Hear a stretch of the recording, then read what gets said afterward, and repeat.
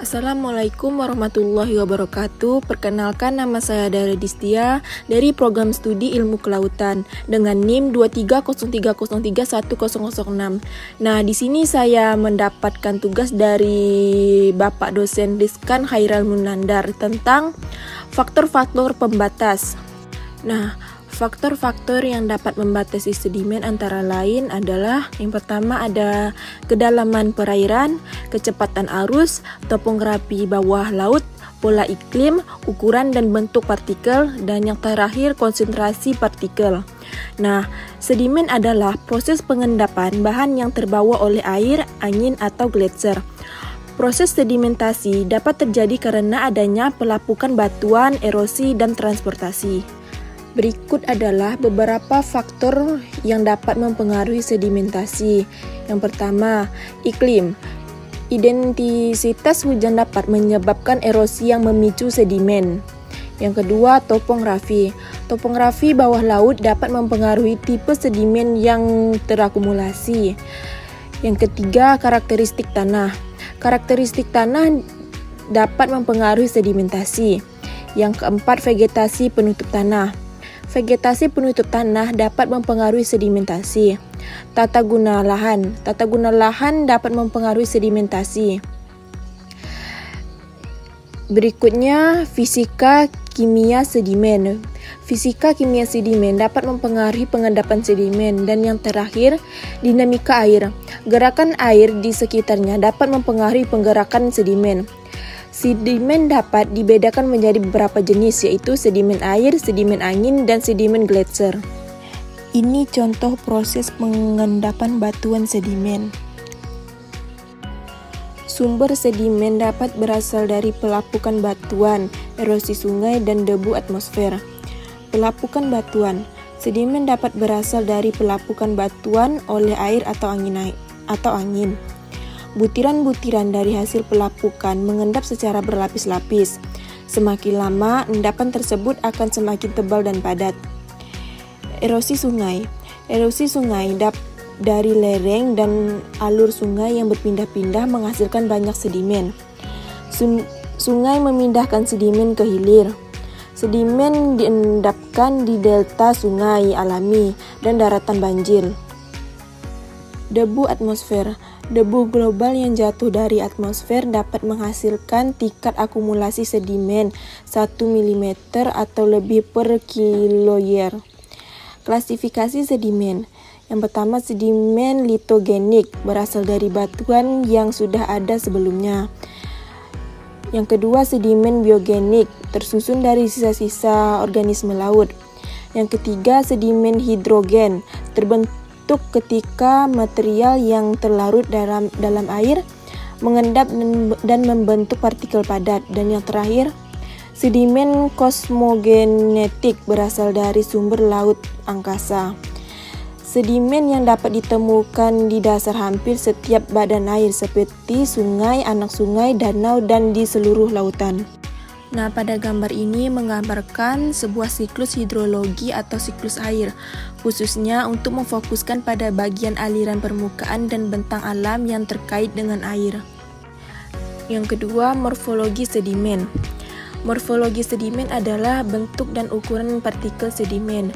Sedimen adalah mineral yang mengendap di permukaan bumi dan dapat berupa pecahan batu, mineral, dan sisa-sisa tumbuhan dan hewan.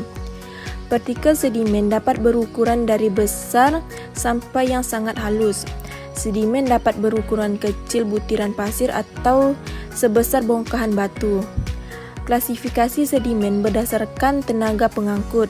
Yang pertama, sedimen akuatis, yaitu sedimen yang diendapkan oleh tenaga air. Yang kedua ada sedimen eolis atau airis, yaitu sedimen yang diendapkan oleh tenaga angin. Yang ketiga, sedimen glasial, yaitu sedimen yang diendapkan oleh gletser. Proses pembentukan sedimen. Sedimen terbentuk dari batuan beku serta bagian zat pada lainnya yang kemudian mengalami erosi di suatu tempat tertentu, serta akhirnya mengendap menjadi keras. Yang ketiga ada arus dan gelombang. Arus dan gelombang dapat mempengaruhi sebaran sedimen di perairan. Arus dapat mengangkut sedimen yang sudah mengendap kembali ke kolom perairan. Kecepatan dan arah arus dapat mempengaruhi pola sebaran sedimen. Semakin dalam perairan, kecepatan arus semakin kecil, sehingga sedimen yang dibawa arus semakin sedikit. Arus yang lebih besar pada daerah laut dapat menyebabkan erosi pada daerah laut dan terbawa ke arah perairan dekat darat. Arus yang lebih kecil pada wilayah perairan dekat pantai dapat menyebabkan sedimentasi sepanjang pantai. Nah, ini adalah gambar fenomena arus laut dan gelombang di area pantai. Gelombang dapat mempengaruhi sebaran sedimen dasar di perairan. Pada musim barat dan musim peralihan sudut datang gelombang besar sehingga menyebabkan arus sejajar pantai.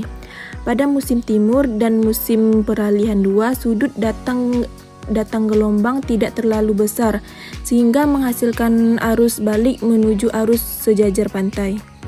Gelombang sedimen merupakan fitur pengendapan sekunder umum yang terbentuk di sepanjang sisi pengendapan gundukan tanah. Nah, ini adalah contoh tentang bagaimana gelombang datang membentuk sudut terhadap muka pantai dan arah gabungan transport sedimen yang dihasilkan, sehingga membentuk pola zigzag. Gelombang yang datang ini menyebabkan terjadinya transport sedimen tegak lurus pantai dan transport sedimen sejajar pantai. Yang keempat ada tekstur sedimen. Nah, tekstur sedimen adalah ciri fisik batuan sedimen yang berkaitan dengan butir sedimen, seperti besar dan kebundarannya. Tekstur sedimen dapat mencerminkan proses pengendapan dan transportasi batuan sedimen. Nah, jenis tekstur sedimen ada 3, yaitu klastika, non-klastika, dan kristalin. Klastika adalah tekstur sedimen yang terdiri dari fragmen atau grain dan massa dasar. Yang kedua, non-klastika, tekstur sedimen yang berbeda dari klastika. Yang terakhir, kristalin, tekstur sedimen yang terjadi pada batuan sedimen yang kompak dan telah mengalami kristalisasi atau pengkristalan kembali. Ciri-ciri tekstur sedimen. Tekstur sedimen dapat mencerminkan proses pengendapan dan transportasi batuan sedimen. Tekstur sedimen dapat digunakan untuk menginterpretasi lingkungan pengendapan batuan sedimen. Tekstur sedimen dipengaruhi oleh hubungan antara butir sedimen. Tekstur batuan sedimen. Tekstur batuan sedimen dapat dibagi menjadi struktur primer dan struktur sekunder. Struktur primer terbentuk selama pengendapan, sedangkan tekstur sekunder tersebut setelah pengendapan. Struktur batuan sedimen selalu berbentuk fitur skala besar pada batuan. Nah, ini adalah gambar yang menunjukkan perbandingan ukuran partikel yang berbeda, mulai dari yang paling kasar hingga yang paling halus. Yang kelima ada kimia air. Kimia air pada sedimen dipengaruhi oleh proses kimiawi seperti penguapan, pelarutan, oksidasi, dan dehidrasi.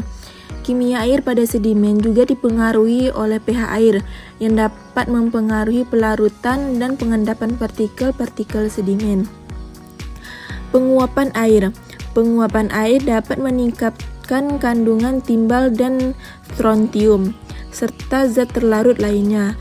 Penguapan air dapat mempengaruhi komposisi isotop radiogenetik dalam sistem terbuka.